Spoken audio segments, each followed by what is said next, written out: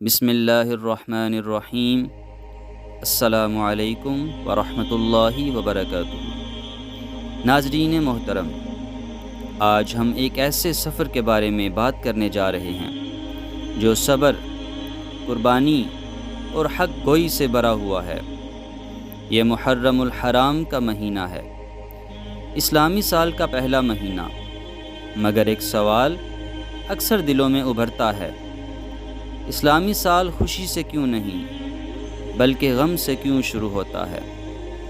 دنیا کی تقویمیں عموماً خوشیوں سے شروع ہوتی ہیں، لیکن ہمارا اسلامی سال غم کی ایک عظیم داستان کے ساتھ شروع ہوتا ہے، تاکہ ہمیں ہر سال یہ سبق یاد رہے کہ حق کے راستے پر چلنا آسان نہیں ہوتا، قربانیاں دینی پڑتی ہیں اور حق کی قیمت بہت بڑی ہوتی ہے۔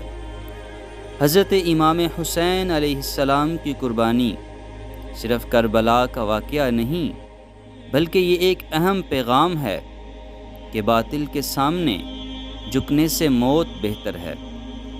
اسلامی سال کا آغاز محرم سے ہوتا ہے، تاکہ ہم سال کے پہلے دن سے یہ عہد کریں کہ ہم بھی سچائی کے راستے پر ثابت قدم رہیں گے، چاہے کتنی ہی بڑی قربانی کیوں نہ دینی پڑے۔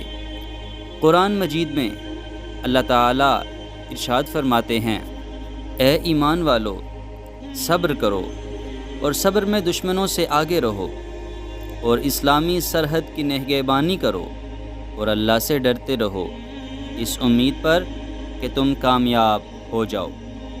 یہی پیغام امام حسین علیہ السلام نے کربلا میں عمل سے دنیا کو دے دیا۔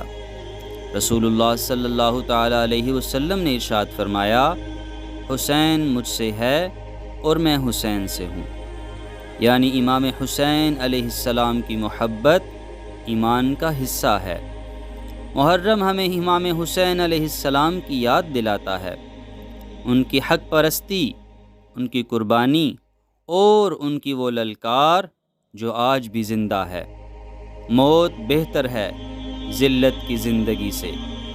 یہ مہینہ صرف غم کا مہینہ نہیں، سبق کا مہینہ ہے۔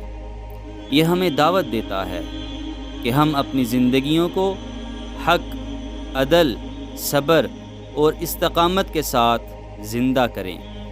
آئیے اس سفر میں میرے ساتھ رہیں، ہم محرم کے ان 10 دنوں میں کربلا کی قربانیوں کو سمجھیں گے، سنیں گے اور دل سے محسوس کریں گے۔